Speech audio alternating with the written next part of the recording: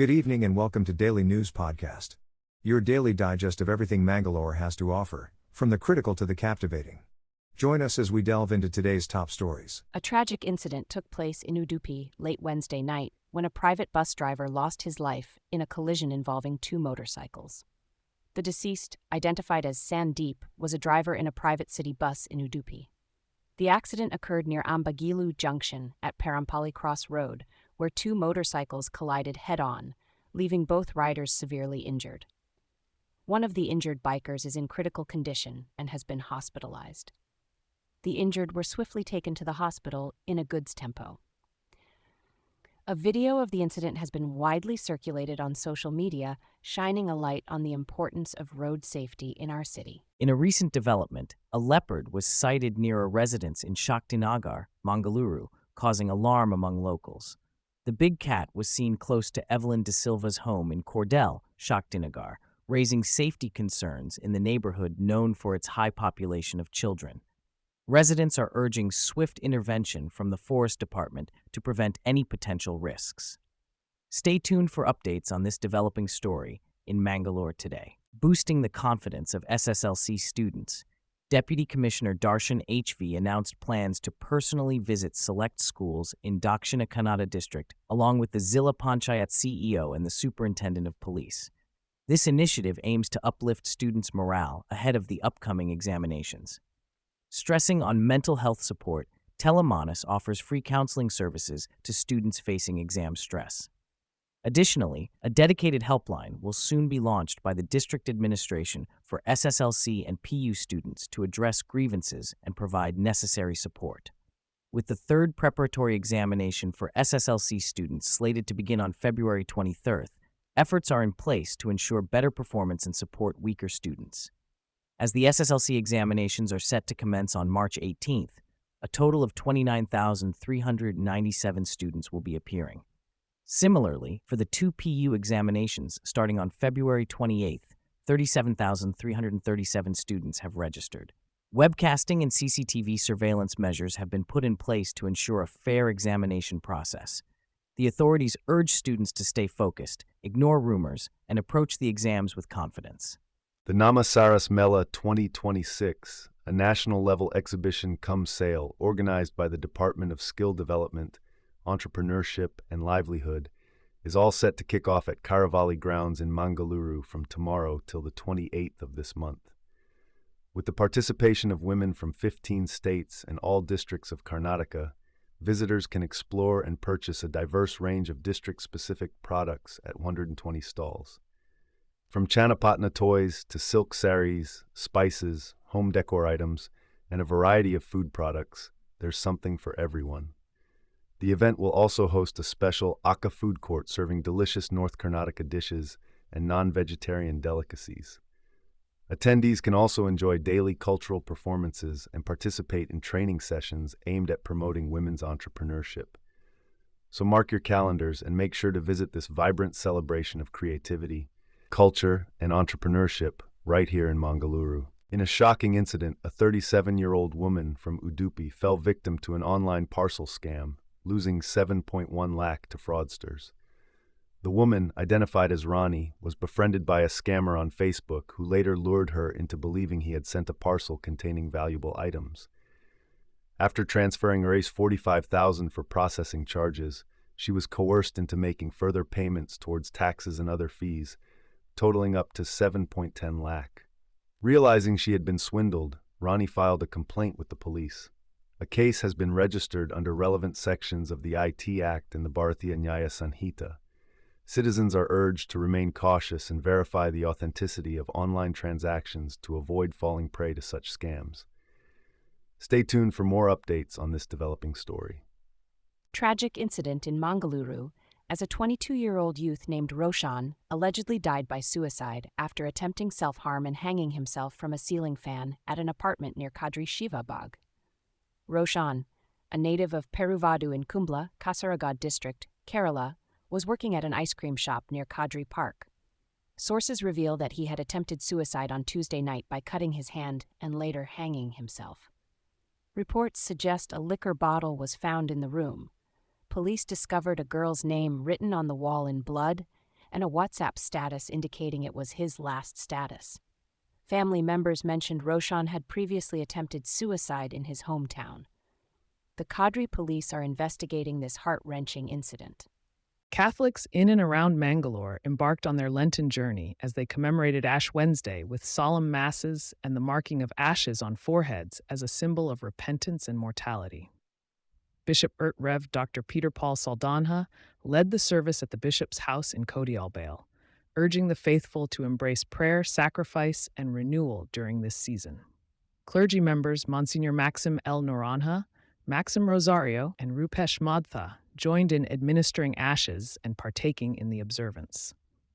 Fasting was also observed as a customary practice on Ash Wednesday, signifying the commencement of the 40-day Lenten period focused on spiritual reflection and abstinence from festivities. As the Christian community in the region dedicates themselves to prayer and contemplation, the Lenten season will culminate with the observance of significant religious events such as the Last Supper, Good Friday, and Easter. In a significant development, the Mangaluru CCB police have apprehended the fugitive rowdy sheeter Safwan Hussain, alias Umar Mohammed Nasir. The 42-year-old accused has been on the run for 9 years, with a staggering list of criminal activities, including 2 murders, 4 attempted murders, gang rape, robberies, kidnapping, extortion, assault on police, and more. Hussain was convicted in 2020 for a 2008 kidnapping, robbery, and murder case, and had been hiding under the false identity of Umar Mohammed Nasir in Andhra Pradesh. He had even fled abroad and extorted money from businessmen in Mangaluru. The police are now investigating those aiding him in obtaining fake documents and providing shelter. Stay tuned for more updates on this high-profile arrest. The BJP Mangalore South Assembly constituency unit organized a massive foot march in Mangaluru to raise awareness about the VBG-RAM-G Act and demand corruption-free governance. District President Satish Kumpala highlighted PM Modi's commitment to transparent governance and slammed the Congress for opposing the initiative. MLA Vedavyas Kamath emphasized the benefits of the act for the poor and accused the Congress of having hidden motives. He urged people not to fall for misinformation and criticized the Congress government's administration, pointing out issues like delays in e-Khata and lack of sand. Various prominent leaders and party members attended the rally, showing solidarity with the cause. On a recent development, the Supreme Court has reprimanded political parties for promoting the freebie culture and hindering economic growth. The court criticized states for distributing freebies instead of focusing on planned policies to uplift the citizens. The DMK government-led Tamil Nadu Power Distribution Corporation Limited's proposal of providing free electricity to all citizens was questioned by the court. The bench observed that states should prioritize development over such handouts, especially considering most states are already facing revenue deficits. The court emphasized the importance of responsible budget allocation and planned expenditure for the welfare of the people. Justices highlighted the need for states to justify their expenditure on unemployment schemes rather than engaging in appeasing policies that do not differentiate between those in need and those who can afford. This stance from the Supreme Court raises important questions about the long-term impact of the freebie culture on India's economic progress and development. In a horrifying incident in Devara Hipparagi town, Vijayapura, a man named Prabhu Ratnakar has been accused of killing his wife, Sarojini Ratnakar, and burying her inside their house compound. The crime came to light 24 days later, revealing a chilling tale of domestic dispute turned deadly. Prabhu, who had reportedly taken loans in his wife's name, allegedly murdered her during an argument by hitting her on the head with an iron rod. The accused then buried her body on the premises and misled authorities by filing a missing person report. However, after an intense interrogation by the police, Prabhu confessed to the crime. The police have exhumed the body, conducted a post-mortem examination, and handed it over to the family. A case has been registered against Prabhu, and further investigation is ongoing. The community is left shocked by this tragic turn of events. At the India AI Impact Summit in New Delhi today, Bill Gates will not be delivering the keynote address, as announced by the Gates Foundation, due to controversies surrounding his name appearing in the Epstein files. Instead, Ankur Vora, president of the Africa and India offices of the Gates Foundation, will be representing the organization. The government is emphasizing the importance of focusing on AI deliberations, leading to the decision of Gates not delivering the address. The summit, with over 500 global AI leaders attending, aims to facilitate discussions on advancing health and development goals in India.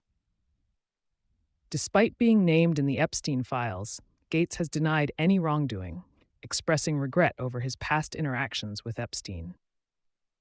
The Gates Foundation remains committed to their work in India despite the recent developments. In a major tech development, Google has revealed its ambitious plan to strengthen artificial intelligence networks by establishing strategic fiber optic routes connecting the US, India, and locations across the Southern Hemisphere. Under the initiative named America-India Connect, Google will set up a new international subsea gateway in Visakhapatnam, Vizag, laying 3 new subsea cable routes to Singapore, South Africa, and Australia. This initiative aims to enhance network resilience and capacity, positioning Vizag as a crucial international subsea gateway. The CEO, Sundar Pichai, announced this plan during the India AI Impact Summit, where he discussed collaborations with India in AI research and education. Google is set to invest in AI infrastructure, research grants, and training initiatives to promote innovation in areas like quantum computing and climate modeling. This move is expected to benefit Indian professionals in the AI field and strengthen the digital backbone of the country, paving the way for economic growth and technological advancement. Thank you for joining us on today's journey through the news. For more in-depth stories and updates, don't forget to visit mangaloretoday.com. And if you value staying informed, please subscribe to our channel for timely updates. Good night, and take care.